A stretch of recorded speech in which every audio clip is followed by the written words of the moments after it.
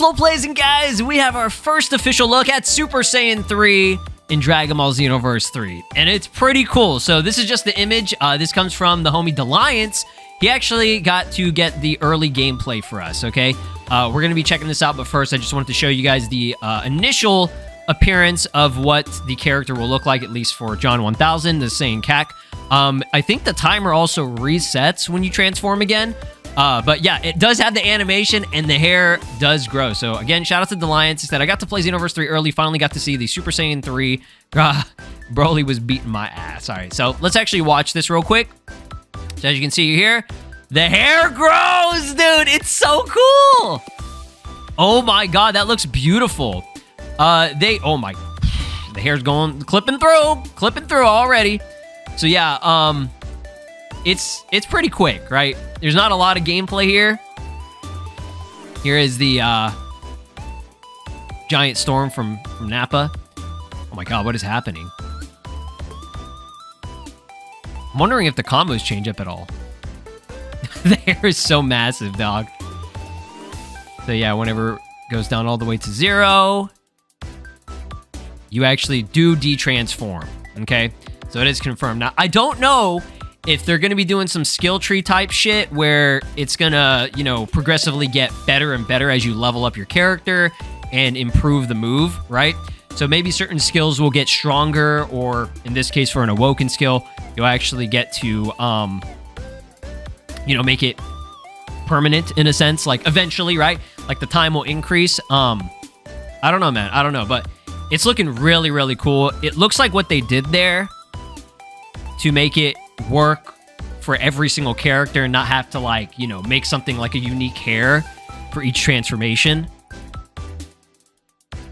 They did this. It's interesting how they pulled this off. I think they added just like a glowing model, right?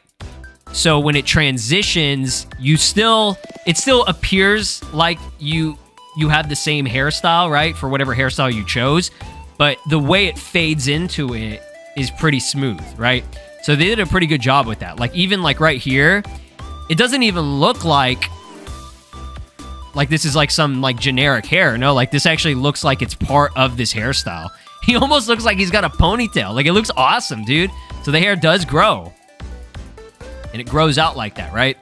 So the way that they did it was actually pretty smart, right? I think it was a way to save time from actually having to make a brand new hair model. But that's the thing. I don't know if you can customize the hair transformation, or each hair will have a different, you know, Super Saiyan 3 style. You know what I mean? I don't know about that, but the way that he powers up there looks awesome, dude. And he's got the stance and the pose. Facial features, by the way, look so much better. I was not a big fan of how Super Saiyan 3, the face look in Xenoverse 2. It didn't look that great. The eyes and the brow that they chose just looked weird. This actually looks good. Like this looks, I mean, it pretty much looks like Goku, right? But yeah, this looks very good. We only know Vegeta really has the only like unique hairstyle so far. So I think they'll just stick with the long Goku hairstyle, which is fine. Like Super Saiyan 3 for me, that's not something that I need to be unique for every single character. It would be cool, it would be nice, right? But I just need the unique regular Super Saiyan hair, and that's pretty much it. Now, the question is, are we going to see Super Saiyan 2? Because it seems like he just kind of skips over. You know what I'm saying? I'm assuming he's still Super Saiyan 1 here, right? And you can see the timer's at 6, okay? So when he does transform, it does reset the timer, but it looks like the timer is halved, okay? I don't know if that's how it's always going to be, or if it's just because he had it so low, but I don't know if it's stacking it on depending on how much time you have, you know what I mean? So like, for example, you have 61 seconds for Super Saiyan, right? So if you lose 30 seconds, but you were able to get the boost up to activate Super Saiyan 3, would it stack on another 30 seconds, or does it just stay at 30, 31? Because that's what it looked like it did. You know what I mean? I'm assuming because this is, you know, it's a stronger form, you're going to have even less time, right? Which again, I'm not a big fan of that, right? I didn't really get my opinions on this across, but I'm going to give them the benefit of the doubt. There's obviously a reason why it's timed. Is it to prevent the spam type thing, why they're doing the cooldown? Is it because of this new direction that they're going with the game, right? I'm just curious to see how this will work and how this is all going to play out when, you know, the game releases and everything. Like, you know, what is the main reason why they've shifted towards timed transformations? You know what I'm saying? But if we can improve, right, and get a sort of mastery for these transformations, I'm going to be honest, I'm cool with that. I actually really like that. That's cool because it rewards the player, it rewards you for playing the game more, you know what I mean? And putting in the work, right? That's one thing that we always will love, right? I mean, I don't know about everyone, but for me, I like to feel like I'm getting stronger. I like to have that, you know, feeling of, you know, an achievement, right? And you do get rewarded. Oh, well, if I keep, you know, playing the game, grinding my ass off, and leveling up my character, I could potentially get to the point where I have like an unlimited transformation, right?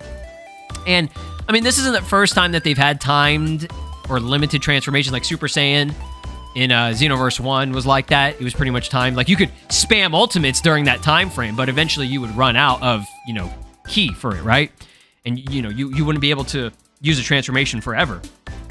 Xenoverse 2 changed that, okay? But it still kept the limited transformations when it came to the stronger forms, like Super Saiyan Blue, Super Saiyan Blue Evolved. You know, those forms, unless you have a special Super Soul or a special character build, at the foundation, it lasts like 2 seconds, though, because it drains ki like a motherfucker, you know what I mean?